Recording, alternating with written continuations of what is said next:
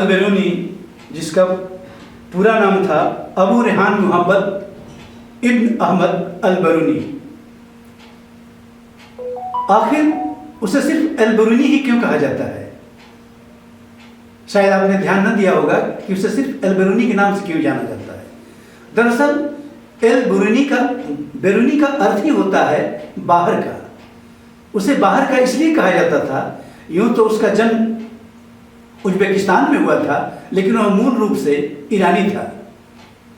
क्या यह संयोग नहीं है कि वह मूल उसका ईरानी था, जन्म हुआ उज्बेकिस्तान में और लिखता था अरबिक में। इसलिए उसे वहां के लोग बेरूनी कहते थे, मतलब बाहर का। लेकिन वह वहीं का रहा और वहीं के बनकर रहा, कभी वह ईरान गया भी नहीं। जो उसकी किताब है, उस किताब का नाम है किताबुल हिंद।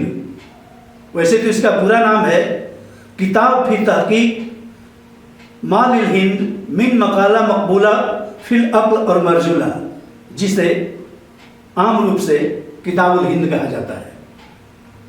इस किताब की रचना लगभग 1930 के आसपास हुई थी, तभी जब मोहम्मद गजनवी सत्ता में था। आपको जानकर आश्चर्य होगा कि एक तरह से मोहम्मद गजनवी का वो गुलाम ही था। ठीक है, वह एक विद्वान गुलाम था। मोहम्मद गजनवी के साथ ही भारत आया था, लेकिन उसने अपनी किताब में गजनवी के बारे में एक शब्द नहीं लिखा है। इससे पता चलता है कि वह गजनवी को बहुत पसंद नहीं करता था और उसने ज्ञान की उसकी प्यास इतनी बड़ी थी कि उसके बारे में कहा जाता था, एक उसके दोस्त ने एक पत्र में जिक्र किया है कि अल बेरूनी ने इतनी पुस्तकें लिखी हैं कि उसे एक ऊंट पर भी लादा नहीं जा सकता है। लेकिन अल बेरूनी इस बात को नहीं मानता था। बहरहाल उसने इतना ज़रूर कहा कि मैंने 114 किताबें लिखी हैं। दुर्भाग्य है कि उन 114 किताबों में सिर्फ 2 किताबें मिली हैं, और ये किताबुल हिंद भी एक जर्मन विद्वान एडवर्ड सी सखाऊ की कृपा से दुनिया को मिला, जिन्होंने इसे पढ़ने में और अध्ययन करने में 18 वर्ष लगाए। उनकी ही पहल पर यह किताब पहली बार छपी। अल बेरूनी भारत आता है और अपनी पुस्तक जो लिखता है उसकी प्रस्तावना बड़ी बड़ी सुंदर है। वह कहता है, मैं सिर्फ तथ्यों का ऐतिहासिक रिकॉर्ड पाठकों को प्रस्तुत कर रहा हूँ। मैं हिंदुओं के सिद्धांतों और उनकी बातों को जैसा है वैसा ही मैं आपके सामने पेश कर रहा हूँ। मैंने अपनी तरफ से इसमें कुछ भी नहीं जोड़ा है। मेरी पसंदगी और नापसंदगी कोई मायने नहीं रखती है। मैंने उन बातों का भी जिक्र किया है जिसे मैं बहुत नापसंद करता हूँ। एक मुसलमान होने के नाते मैं मूर्ति पूजा को घृणित समझता हूँ, लेकिन मैंने मूर्ति पूजा के उद्भव और विकास की कथा भी लिखी है इसमें। और अल बेरूनी लिखता है कि चूंकि आम जनता अमूर्त चीज के प्रति इतनी आकर्षित नहीं हो सकती, इसलिए वह विचारों को भी एक रूप दे देती है। और भारत में उसने कहा कि भारत में तो हर चीज को रूप दिया जाता है। पहाड़ हो, नदियां हों, पेड़ पौधे हों, सबको रिश्तों से जोड़ा जाता है। कोई बाप है, कोई बेटा है, कोई बहन है, कोई बेटी है। ये हिंदुओं की अच्छी या बुरी जो कहें एक विशिष्ट बात है। अल बेरूनी ने अपने अध्ययन में ऑब्जेक्टिव होने का दावा किया है, और किताब पढ़ने के बाद ऐसा महसूस भी होता है कि वह ऑब्जेक्टिव रहना चाहता है। उसने कहा है कि मैंने भारत की भाषा सीखने के लिए बहुत पैसे खर्च किए और बड़ी मेहनत की, लेकिन शायद मैं उसके मूल तक नहीं पहुंच पाया हूं, क्योंकि मुझे लगता है कि भारत के मूल तक पहुंचने के रास्ते में कई दिक्कतें थी। जैसे वहाँ की संस्कृति अलग थी, वहाँ की भाषा अलग थी। एक ऐसी भाषा, वो संस्कृत के बारे में कह रहा है, एक ऐसी भाषा जिस पर अधिकार जमाना बहुत ही कठिन है, कम से कम किसी अरबिक या फारसी जानने वाले व्यक्ति के लिए। अन्यथा नहीं कि आज तक अरबिक और फारसी में हिंदुस्तान की संस्कृत भाषाओं को लेकर बहुत कम काम हुए हैं, वो तो मुगलों ने कुछ काम किया था। बहरहाल अल-बरूनी हिंदुस्तान के लगभग हर पहलू पर लिखता है, धर्म, जाति, समाज, यहाँ का भूगोल, समुद्र, जानवर, पशु पक्षी, नदियाँ, पेड़ पौधे, सबके बारे में विस्तृत रूप से वह जानकारी देता है। जो भारत के भूगोल के बारे में लिखता है तो यह जानकर आश्चर्य होता है कि आखिर उस जमाने में इस व्यक्ति को भारत के बारे में इतनी जानकारी कहाँ से थी। शायद यहाँ आने के पहले ही गजनवी में कुछ भारतीयों से उसकी मुलाकात हुई होगी, ऐसा संदेह कई विद्वानों ने जताया भी है। बहरहाल वह मध्यकालीन भारत के बारे में जो जाति व्यवस्था थी, उसके जो आयाम थे, उसके बारे में अल-बरूनी से बेहतर किसी भी व्यक्ति ने, जो भारतीय नहीं था, नहीं लिखा है। किसी भी अभारतीय व्यक्ति ने, विद्वान ने अल-बरूनी से बेहतर भारत की जाति व्यवस्था के बारे में नहीं लिखा है। यही नहीं, वह उन चीज़ों को भी देखता था जो स्क्रिप्चर्स और धर्म ग्रंथों से अलग थे। जैसे धर्म ग्रंथों के अनुसार हिंदू समाज में अंतरजातीय विवाह वर्जित था, लेकिन अल-बरूनी कहता है कि सच है कि ब्राह्मणों और क्षत्रियों में अंतरजातीय विवाह लगभग नहीं था, लेकिन वैश्यों और शूद्रों में अंतरजातीय विवाह होता था, और खुद मैंने ही कई विवाह देखे हैं ऐसे। फिर लिखता है कि शुद्ध जातियों खास करके अंत्य जातियों, यानी आज के संदर्भ में जो दलित जातियां हैं, इनके बीच तो अंतरजातीय विवाह का अच्छा प्रचलन था। यह अलग बात है कि 3 जातियों के साथ कोई अंतरजातीय शादी नहीं करता था। वो थे जुलाहे को ही एक जाति ही मानता है वो, और है भी जुलाहे, चमार और धोबी। और आपको जानकर आश्चर्य होगा कि आज भी चमारों और धोबियों के बीच में बेटी का तो छोड़िए, रोटी का भी संबंध नहीं है। वो एक दूसरे के घर नहीं खाते हैं। वह ज्ञान के प्रति इतना प्रतिबद्ध था कि वह इसे अंतर्राष्ट्रीय मानता था। वह मानता था कि ज्ञान अंतर्राष्ट्रीय होता है। भले ही किसी ज्ञान या विज्ञान किसी खास समाज ने, किसी खास व्यक्ति ने, किसी खास देश में पैदा किया हो या हुआ हो, लेकिन उसकी पहुंच हर जगह होती है, होनी चाहिए।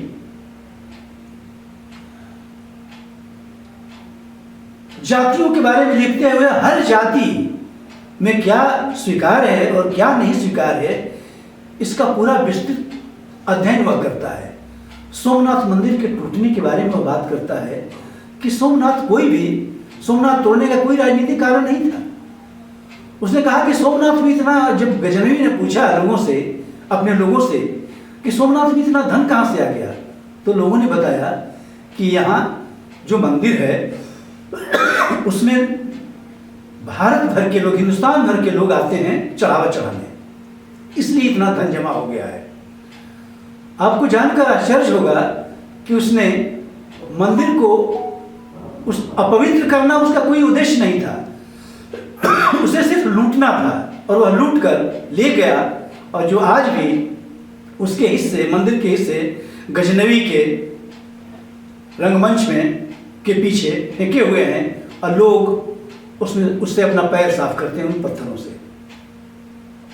उसने कहा कि सोमनाथ इसलिए महत्वपूर्ण था क्योंकि चीन और अफ्रीकी देशों से व्यापार का वह सबसे बड़ा केंद्र था तब के जमाने में, इसलिए वहां धन का होना स्वाभाविक था। इसी तरह वह भारत के भूगोल के बारे में बात करता है। यहाँ की नदियों, पेड़ों, पौधों, पहाड़ों, जीव जंतुओं, चाहे वो जलीय हों, चाहे थलचर हों, चाहे नभचर हों, वह चिड़ियों के बारे में भी बात करता है। यहाँ मैं बता दूं कि कौन कौन से जानवर के मांस खाना वर्जित नहीं है, इसकी पूरी वह सूची बनाता है कि हिंदुओं में इस जानवर का मीट खाना, मांस खाना वर्जित नहीं है, जिसमें अबाबिल तक का जिक्र है कि अबाबिल हिंदू खाते हैं, उन्हें वो खा सकते हैं, उनका कोई उस पर कोई प्रतिबंध नहीं है। ब्राह्मणों के लिए व्यापार और शुद्ध लेना दोनों प्रतिबंधित था, लेकिन वे कपड़े और सुपारी जो होता है, कपड़े और सुपारी का व्यापार कर सकते थे, लेकिन सूद नहीं ले सकते थे। सूद सिर्फ शूद्रों को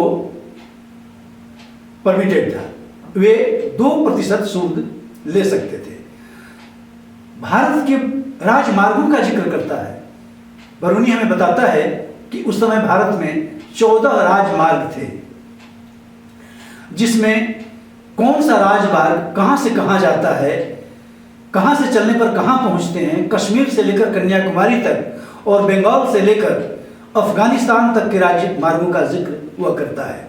मथुरा, काशी इत्यादि इत्यादि। वह कहता है कि हिंदुओं में मुसलमानों के प्रति एक खास नफरत है, और शायद इसका कारण मुसलमान ही है, क्योंकि इतने ज़्यादा आक्रमण किए मुसलमानों ने और इतना दुख पहुंचाया उन्हें कि उनके मन में घृणा स्वाभाविक थी। और यही कारण है कि आज हिंदुस्तान में बनारस और उससे पूर्व तथा कश्मीर को छोड़कर और कोई ऐसी जगह नहीं है जहां मुसलमान नहीं है। इन 2 जगहों पर अभी भी मुसलमानों की बैठ पूरी तरह नहीं हुई है, जिसकी ये कोशिश कर रहे हैं, और हर कोशिश इनके प्रति दुर्भावना, उनके मन में दुर्भावना बढ़ती जाती है।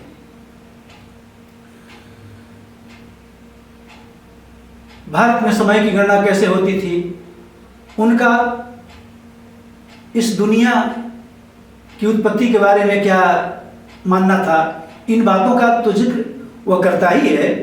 इसके साथ साथ वो यह भी बताता है कि इसके बरक्स इस्लाम धर्म में, इतना ही नहीं, इस्लाम ही नहीं, इस्लाम धर्म से पहले के अरबों में इसे लेकर क्या विचार थे, तथा यहूदियों में क्या थे और यूनानियों में क्या थे। वह कहता है, मैं इन सारी चीज़ों का जिक्र इसलिए कर रहा हूं कि ताकि पाठक एक दूसरे से तुलना कर सही मुकाम तक पहुंच सकते हैं, सत्य तक पहुंच सकते हैं। इस तरह से हम देखते हैं कि अल-बिरूनी तुलनात्मक अध्ययन का भी प्रणेता था। उसके पहले किसी ने भी इस तरह का तुलनात्मक अध्ययन प्रस्तुत नहीं किया था। सबने सिर्फ अपने अपने अनुभव लिखे थे, लेकिन अल-बिरूनी पहला व्यक्ति था जिसने विभिन्न धर्मों के बीच सहयोग, सामंजस्य और विरोध की बात करता है। वो लिखता है कि हिंदुओं की मूल बात तक पहुंचने में कई बाधाएं हैं। सबसे बड़ी बाधा वह इनके अलग विचार, वेशभूषा, आदतें, खान पान इत्यादि को मानता है। दूसरा बड़ा कारण वह यहाँ की भाषा, और भाषा से उसका मतलब था सिर्फ संस्कृत। कहा कि संस्कृत में पारंगत होना बहुत कठिन है, ये सब कोई नहीं कर सकता है, क्योंकि वह बहुत ही दुरूह भाषा है। कि मैंने खुद कोशिश की उसे समझने की, जानने की, मैंने काफ़ी पैसे भी खर्च किए, लेकिन मुझे लगता है कि मैं आज भी पूरी तरह उसे नहीं समझ पाया हूँ। ये अलग बात है कि लोग कहते हैं कि मैं संस्कृत का बहुत अच्छा जानकार हूँ।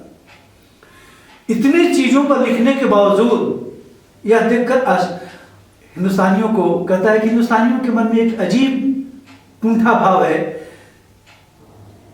कि हिंदू कहते हैं कि इस दुनिया में सबसे सुंदर देश भारत है, सबसे बढ़िया धर्म हिंदू है, जो कुछ भी अच्छा है वह सिर्फ हिंदुओं के पास है। अब उन्हें किसी ज्ञान के बारे में भी बताया जाता है तो उसे झूठ समझते हैं। इस कुंठा से उन्हें निकलना होगा।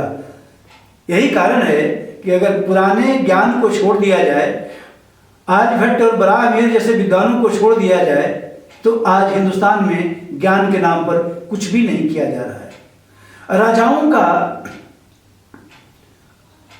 अल्केमिज्म मतलब किमियागिरी के प्रति जो प्रेम था उसका बहुत मजाक उड़ाता है कि हिंदुस्तान के राजाओं में किसी चीज से सोना बनाने की इतनी बड़ी ललक थी कि अगर कोई कह दे, कोई आकर दरबार में कह दे कि इस बच्चे को अगर आग में झोंक दिया जाए तो सोने में परिवर्तित हो जाए, तो राजा से कोई परहेज नहीं होता था।